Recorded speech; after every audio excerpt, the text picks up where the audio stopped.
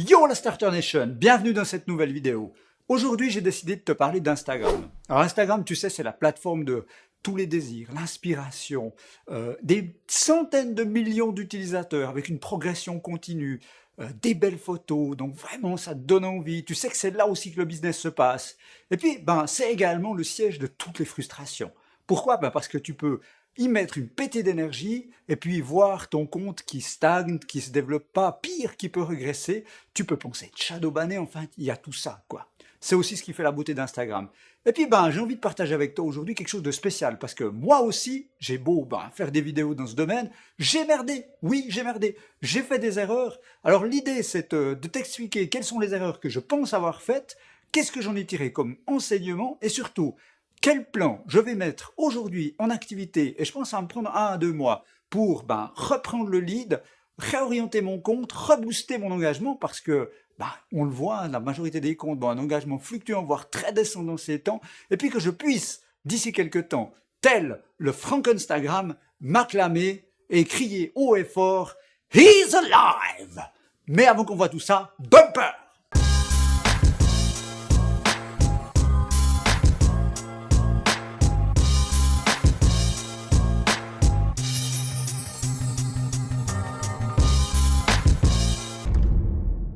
Hello à toi et encore bienvenue sur mon channel où tu le sais très certainement, ma Whyology, ma raison d'être, ma mission, c'est de t'aider, t'accompagner pour que tu puisses lancer ton business et inventer ton futur. Alors aujourd'hui, on va parler d'Instagram et plus particulièrement de la frustration que ça peut dégager lorsque tu y mets beaucoup d'énergie, beaucoup d'envie, un max de job et que finalement les résultats sont pas au rendez-vous. Ou que pire encore, comme je vais t'en parler, pendant un moment, tu as fait ça très bien, puis au fur et à mesure, on s'encroute un peu, on a envie de tester des trucs, je teste pour moi, pour des clients, et puis au final, on perd un peu sa ligne, on commet des erreurs, moi aussi, j'ai merdé, comme je le disais en intro, et au final, on se retrouve avec un compte un peu flingué. Et ça me paraît d'autant plus important que ces temps, on entend énormément parler des problématiques d'Instagram, notamment le reach naturel qui baisse, donc de moins en moins de portée, les gens se plaignent, mais le système montre de moins en moins mes publications aux gens, et donc j'ai moins de likes, j'ai moins de commentaires, je gagne moins d'abonnés, c'est toute la faute à l'algorithme, bien entendu, comme une espèce de diable qui te pend comme ça au-dessus de la tête. Or c'est vrai qu'il y a des questions d'algorithmique, on va probablement en parler, mais faut pas négliger, mais beaucoup plus que ça. Je pense qu'il est capital de se regarder soi-même et de se dire, est-ce que j'ai pas ma part de responsabilité? Est-ce que j'ai pas fait des erreurs? Est-ce que j'ai pas merdé? Est-ce que j'ai pas changé ma manière de bosser? Ou est-ce que j'ai peut-être pas compris où va ma communauté? Est-ce que j'ai pas pris des raccourcis qu'il fallait pas prendre? Et c'est donc également l'objet de cette vidéo et on va commencer pas plus tard que tout de suite par le premier conseil. Alors la première erreur que j'ai commise, c'est de diminuer le rythme de mes publications. Alors il y a plein de raisons à ça, mais je suis passé d'un stade où je publiais plusieurs fois, voire de nombreuses fois par semaine, à plus qu'une, voire au maximum 3 publications par semaine. Alors pourquoi je l'ai fait? Probablement que tu l'as peut-être remarqué, mais j'ai augmenté la qualité photographique, le look, tu sais, de ma page Instagram. C'est important, on dit qu'il faut une cohérence, il faut retrouver un branding, un look, tu sais. Donc petit à petit, je me suis mis à poster beaucoup moins, alors beaucoup plus qualitativement, avec des superbes photos, que je travaille, tout ce que tu peux faire pour arriver à quelque chose de qualité sur un flux Instagram, mais j'ai posté beaucoup moins. Et puis le problème, c'est que faut pas oublier que le vieil adage reste pleinement d'actualité, loin des yeux, loin du cœur. Donc ta communauté te voit de moins en moins. Donc évidemment, elle risque de s'engager de moins en moins. Et puis de l'autre côté, l'algorithme, il voit que tu es aussi moins actif. Donc qu'est-ce qui se passe?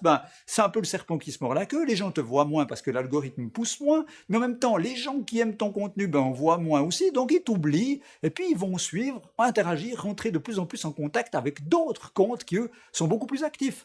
Alors, globalement, c'est vraiment dommage. Donc, dans mon plan de restructuration, reboost de ma présence Instagram, je vais commencer par augmenter ma fréquence de publication. Et l'idée, c'est vraiment de publier plusieurs fois par semaine, au-delà 3 fois par semaine, tout en essayant, ça va être mon challenge, de conserver quand même une haute qualité, picturale, de mise en page, du captions, d'être vraiment sur du contenu qualitatif qui délivre de la valeur, mais d'augmenter, de revenir à un rythme de publication beaucoup plus soutenu. La deuxième erreur que j'ai commise, c'est presser beaucoup trop souvent, voire de manière frénétique, sur le bouton promouvoir.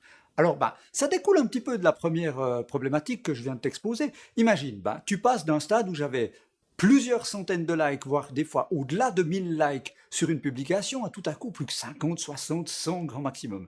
La panique s'installe, tu dis qu'est-ce que je peux faire mon Dieu. Et puis tu as ce côté, tu sais, vanity metrics, on en reparlera tout à l'heure, ça fait pas plaisir à l'ego quoi, même si on devrait le laisser de côté. Alors une solution facile, offerte par Instagram, faut pas oublier que c'est aussi une immense machine à fric, tu as ce joli bouton promouvoir.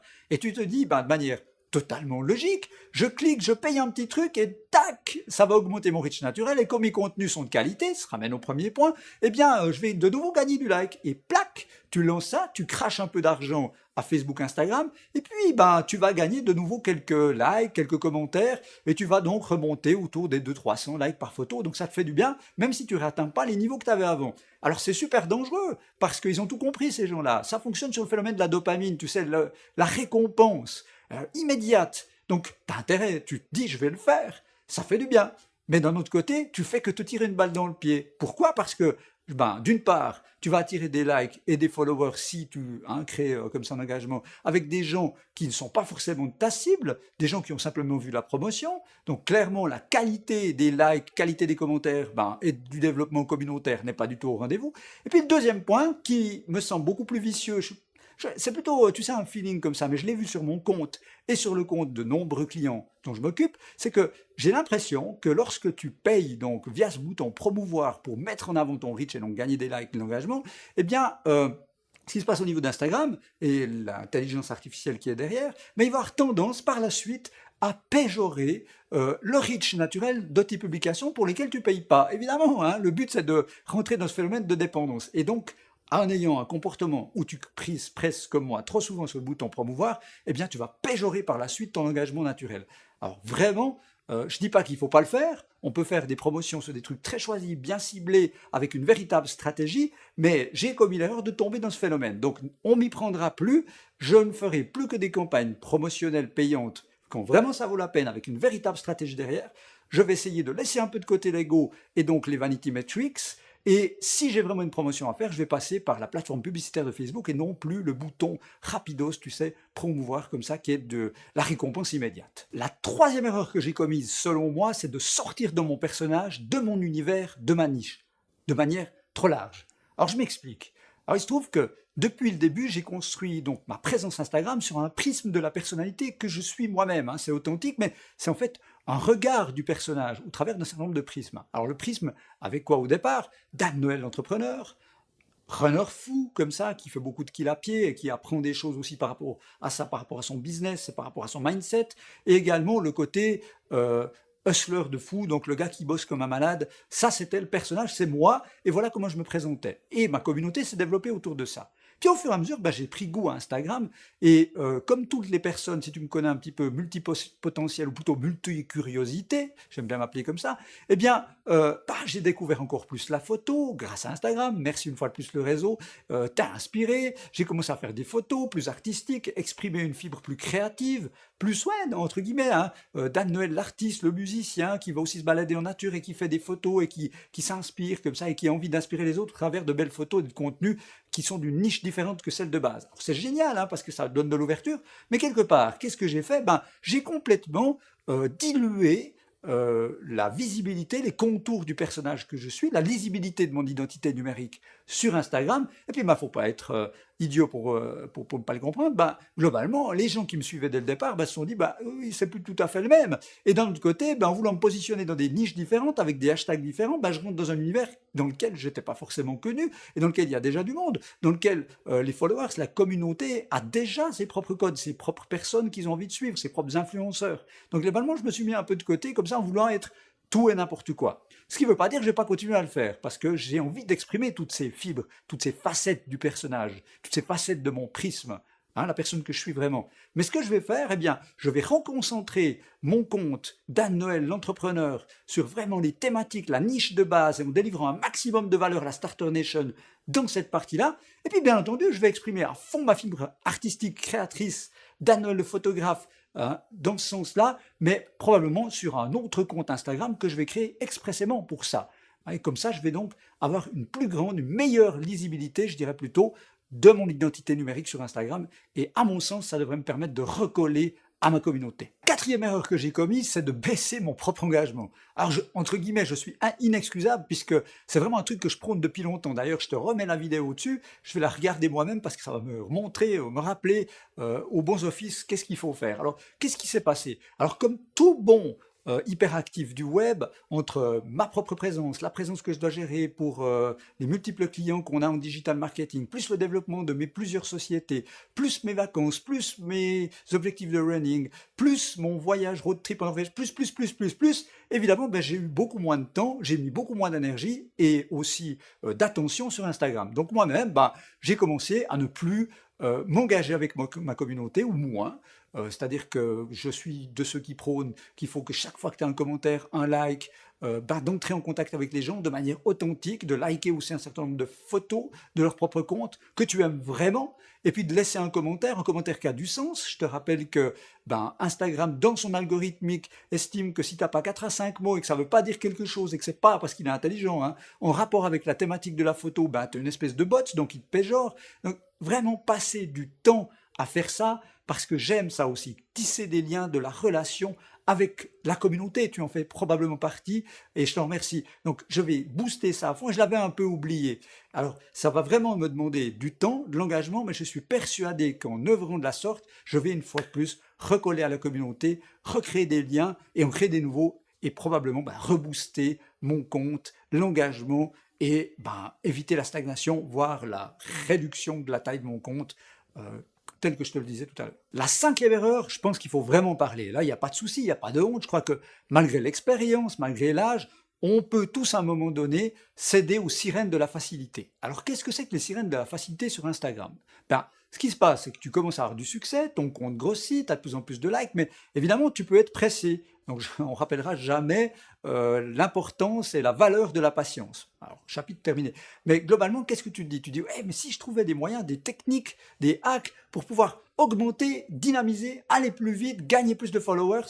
Alors, au travers de techniques que tu testes, moi je les ai testées pour moi, je les ai testées aussi pour un certain nombre de clients, puis tu te dis, si on pouvait gagner du temps, ce serait génial. Alors, le problème, c'est que ça peut marcher, mais c'est souvent lié, on le disait tout à l'heure, à des vanity metrics. Alors, le but, c'est d'essayer de mettre ça de côté, mais ça fait du bien, ça peut... On est tous un peu, à un moment donné, un peu faibles comme ça, puis l'ego trip, j'ai plus de followers, c'est formidable, quoi. Le problème, c'est qu'en utilisant ces techniques-là, tu risques grandement de péjorer complètement la qualité de ton following, et puis également d'être également péjoré par des fonctionnements algorithmiques à terme, et de flinguer ton compte. Alors, allons un peu dans le détail. Personnellement, j'ai jamais acheté de followers, ce genre de truc. Par contre, ce que j'ai eu fait, c'est de rejoindre des pôles, tu sais. C'est des groupes dans lesquels on s'engage mutuellement à un engagement, à liker, à follower les nouveaux comptes qui rentrent dans ce groupe et autres. Le problème, c'est que tous ces groupes plutôt ne sont pas propres non plus. Et puis ça, moi, j'ai pas fait gaffe. Puis en plus, j'étais excité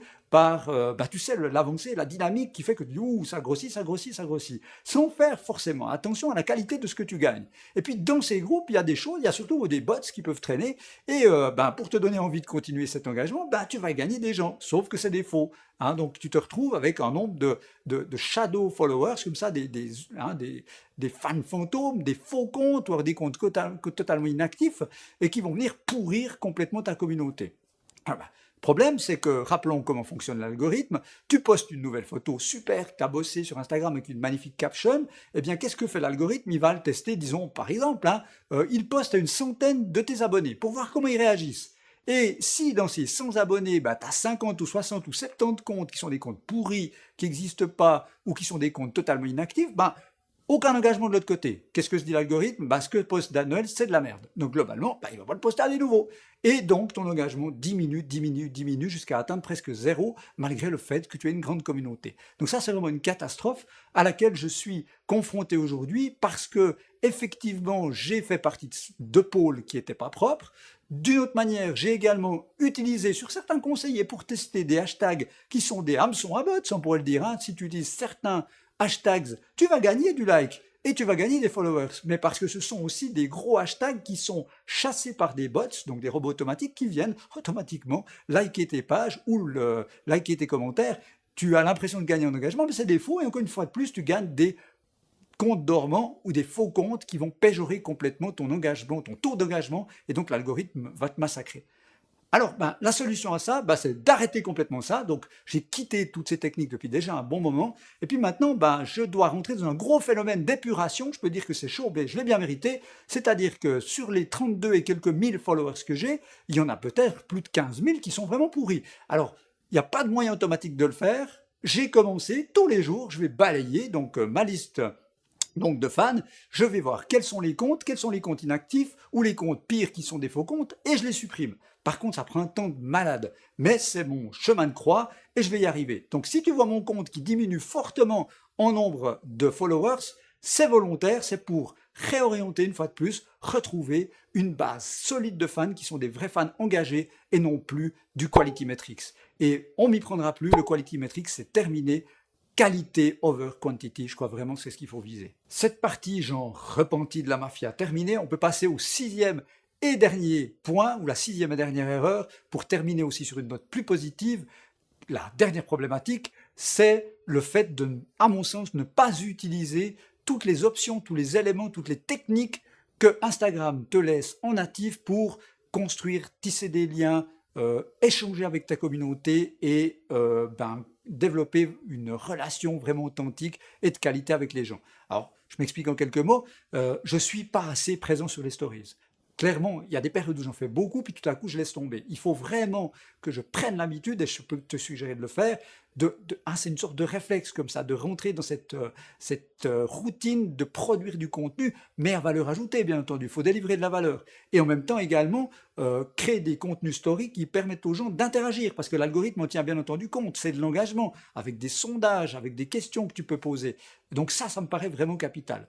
Un autre point, c'est de continuer à utiliser Instagram TV, même s'il n'y a pas forcément le résultat qu'on compte ou qu'on estimait à la base. D'ailleurs, je te remets la vidéo sur Instagram TV que j'ai réalisée il y a quelques temps juste au-dessus. Mais évidemment, le but, c'est d'être plus présent sur cette plateforme pour que l'algorithme bien sûr, te récompense, mais également que ta communauté ait plein de touch points, différents angles, différents points de vue de ta propre personnalité, de ton expérience de vie, d'entrepreneur et autres, au travers de différents vecteurs pour pouvoir, bien entendu, construire cette relation.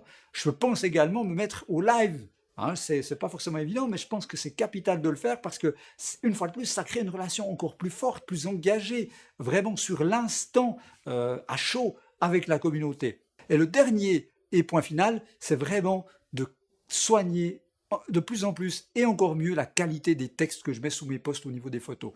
C'est vrai que pendant très longtemps, j'ai fait très attention en mettant des textes qui engageaient, qui interpellaient la communauté, qui leur demandaient leur avis, qui donnaient la possibilité de lancer une discussion. Et puis, encore une fois de plus, par manque de temps, par manque d'envie, par manque d'énergie, j'ai commencé à devenir plus formulatique, plus court, avec plus d'emojis. Et clairement, ça fonctionne pas.